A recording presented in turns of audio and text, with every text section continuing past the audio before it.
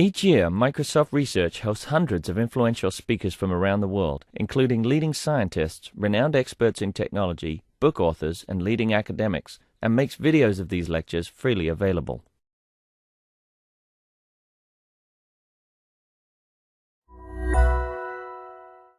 Thank you for the introduction. So my name is Lingjia, Tang. I'm from Michigan, and I co-direct the lab called Clarity Lab. It stands for Cross-Layer Architecture and Runtime in 10 years. So there, a quick overview of the lab and the areas we are looking into. Most of the actually work we've done is actually in data center design and scalable systems. I'm also interested in compiler, and if you want to chat about compilers, I can't really cram all the work here for this talk. So if you want to chat about compiler, or if you want to debate with me about proximate computing, come find me later after the talk. But today I'm here to talk about IPA, Intelligent Personal Assistant, and all of you guys probably have already used one of those, right? Apple Siri, Google's Google Now, and Microsoft's Cortana. Using IPA, you could actually talk to your computers in a very natural way because it has speech recognition. You can potentially answer your question. And as the trend of wearable devices and VR technologies going high demand, there are more and more sort of the demand for IPA type of applications.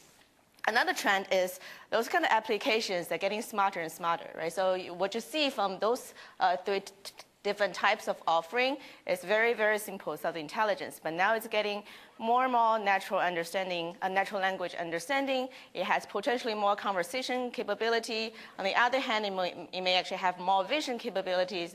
You could potentially classify images and recognize faces. So that's another trend actually for IPA type of applications. And the million-dollar question, and actually in this case probably billions and multi-billion-dollar question, is how do we actually design data centers to support this kind of intelligent applications? So today I'm actually going to share some of my experience answering this question and along the journey of exploring this question.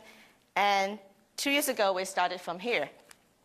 When we decided to look into this question, because we didn't really have any open source IPA intelligent applications for research communities. Of course, Microsoft has Cortana, Google has Google Now, but for the research academic community, there's nothing out there. So we decided to actually create our own intelligent personal assistant. And so we created something called Sirius. It stands for Siri for us. And so what we did is we actually went out, looked for different components and different services for speech recognition, image recognition, question answering, and also open source software that are representative of what the industry have in their algorithms and in their commercial applications. We stitch those components together, and we have this end-to-end vision and voice assistant. So you could actually ask questions such as, very simple question, call my doctor. It's not a command. It's not a question, it's a command. Or who's the lead singer of U2? We plug into a Wikipedia database, so you could actually answer questions like this. Another thing that Siri doesn't really have, and Sirius actually has, is this capability to combine vision. So that you could take an image and ask a question, say, how tall is this building? And image matching will be able to recognize it's an Eiffel Tower and combine those two between speech and the image and actually answer more complete queries, such as this image query.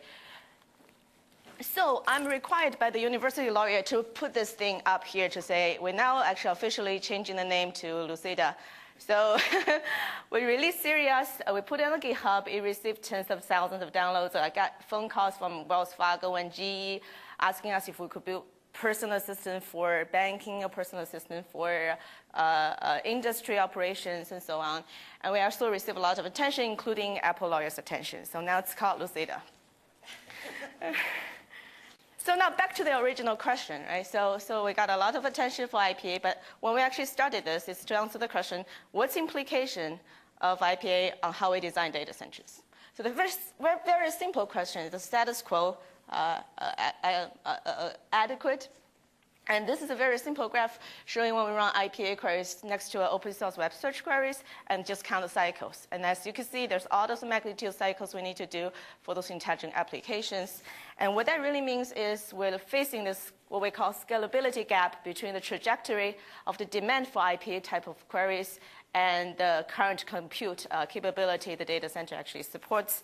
And in other words, if we really want to support as many of IPA queries as web search queries we have nowadays, you're going to have to scale our infrastructure by orders of magnitude. In our paper in Appliance, we also look into how we project how, when we improve CPU, whether it's going to actually be sufficient. And it turns out you're probably looking at 3 to 4x of speed up you could actually get by just improving general purpose infrastructure. So the answer is you really need acceleration for this type of applications. So 2 years ago, when we actually started, and there was not much of acceleration solutions now for deep learning or intelligent applications. Now we actually have seen a lot of research accelerating this kind of algorithm.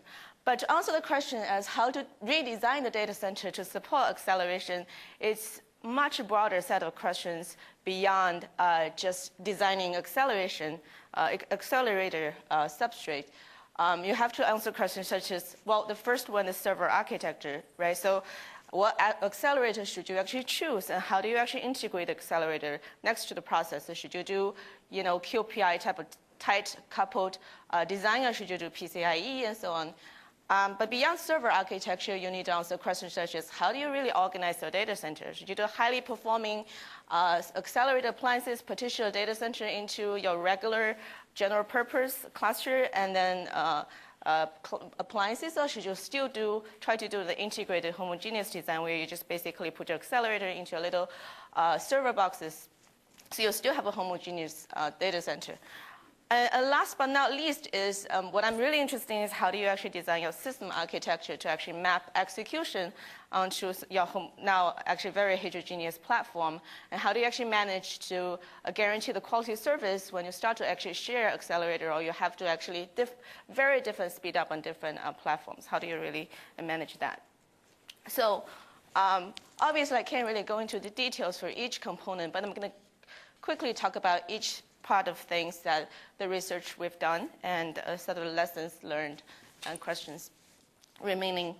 So here are several questions for server architecture. Are there acceleration opportunities? Which accelerator is great? And then particularly for deep learning, what can we do? So what we did first with Sirius, we extracted a bunch of benchmark weight out of the Sirius. It turns out 92% of the cycles in Sirius could be actually extracted to 7 algorithms, so it's great acceleration opportunity. We ported those algorithms to multi-core Intel Xeon Phi, FPGAs, and GPU.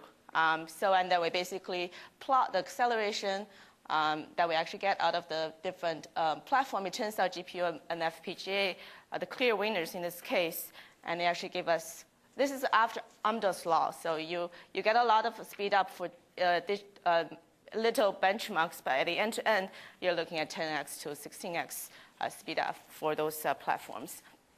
And then what it says is, you can actually reduce your server, a number of servers by order of magnitude. So clearly, it's actually a very promising direction to go into. We looked a little deeper for GPU and look at how to actually design GPU appliances for deep learning.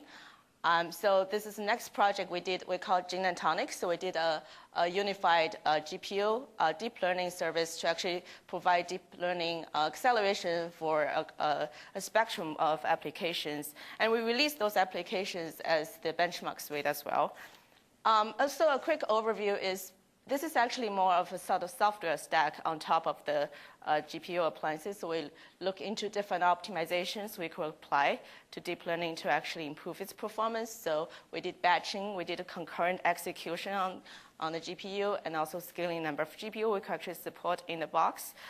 So basically, at the end, we're seeing a lot of speed up, throughput speed up over the out-of-box CUDA DNN, cuDNN. And actually, there's a lot of interesting sort of observation that we actually found in this sort of experiment. And one of them is DNS is really actually diverse. We talk about deep learning as this is one algorithm, but if you actually look at different applications in natural language processing and image recognition and so on, there's actually very different type of ratio between data transfer and computation. So you need to really optimize it differently. So right now we're working on building the high-performing FPGA appliances for deep learning, and this is a Intel hub board, which is a tightly coupled QPI-connected server and a hub. So we plotted Café onto this board, so we're measuring speed up. We compare this with PCIe connected FPGA and see sort of what kind of integration you really should do for this kind of applications. So I talked a little bit about the server architecture. So another question sort of on the different level, higher level is how do you actually organize your data centers? Of course, one option is to do the disaggregated, which I talked about, as you could actually have your accelerated appliances and basically still keep your homogeneous CPU clusters, or you could actually integrate your accelerator into each server. You still have a homogeneous cluster. It's easy to manage, but each server actually has some capability of acceleration. So of course, there's pros and cons in it. I think this is a very interesting question. There's some research out there talking about which direction to go. It seems that there are actually not many detailed discussion as what's the trade-off between the two. So we did a little bit study. This is using Gene and Tonic to see what's the right choice. It's a kind of difficult to read graph, but on the axis is percentage of DNN in the workloads. Y is the TCO improvement, and look at different workloads. I guess the answer is not super satisfactory. It's it really depends on your workloads, because if you have workloads that have a high bandwidth requirements, and you obviously don't really necessarily use, you don't really want to use integrated design in this case, but you want to actually use a highly optimized aggregated design with highly optimized bandwidth. So you really need to look at the sort of data transfer in this scenario. This is sort of, I think it's a very preliminary study, and I would love to look into more as what's the correct design for this organization.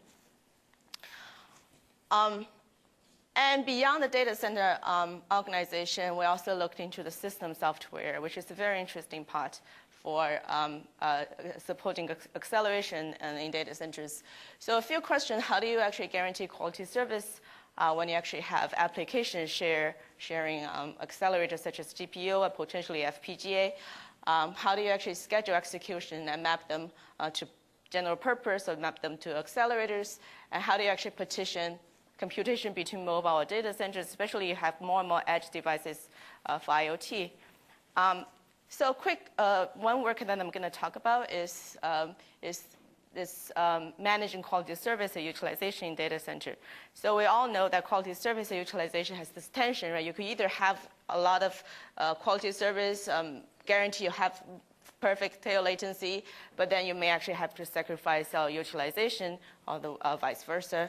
This problem for CPU, maybe for single node level, is relatively solved problem, I would say. People understand why there's interference, why there's a quality service degradation, and there's a bunch of work for it. But for non-preemptive accelerators, people haven't really looked into how do we actually share those kind of accelerators very efficiently and actually manage both quality service and utilization.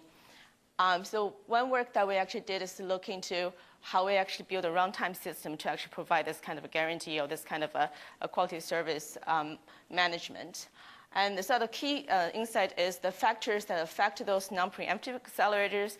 Instead of the cache interference and memory bandwidth on the general purpose CPUs, we're looking at a lot of queuing delay because of non-preemptiveness and also PCIe contention. So I'm not going to go into a lot of details for this runtime design, but basically look at if you actually have user-facing applications and throughput applications, Baymax will actually first do a prediction for the duration of the kernels, and it's going to reorder kernels depending on the quality of service headroom each kernel actually has and guarantee quality of service. So we actually look at a very high tail latency reduction. Oh, all right. So. You're done. Yeah, I'm done. Lastly, we're looking at how do you do dynamic FPGA partitioning based on your workload. And this is actually my last slide, so I'm kind of perfectly on time. So thank you for your attention. One question? So I was expecting to see a decomposition of the IPA query to understand the resources that are consumed, the Yeah. contention that occurs, and why the latencies are so long. Yeah. Before we get into acceleration, because sometimes you can actually restructure your software before you redesign the data center. And what work was done to understand where the resource contention is to better understand what changes should be made in the software before Right. we get into hardware acceleration? Right, so we actually, there's a lot of details about this in the paper. So we actually decompose the speech recognition, question answering, and image recognition. It turns out question answering is actually the one actually taking a lot of time right now. And I think partially you're right that the software is not highly optimized. And with the time we have, we didn't really focus on highly optimized software. We basically just pot the kernels directly onto the acceleration. But I agree, like I don't really have answers for you. I agree with that. If you actually look at your code for a long time, maybe you could actually extract some kind of a speed out of it. But I doubt it will be orders of magnitude that you really need. But yeah. Oh, yeah, that's right. One more thank you for Linda.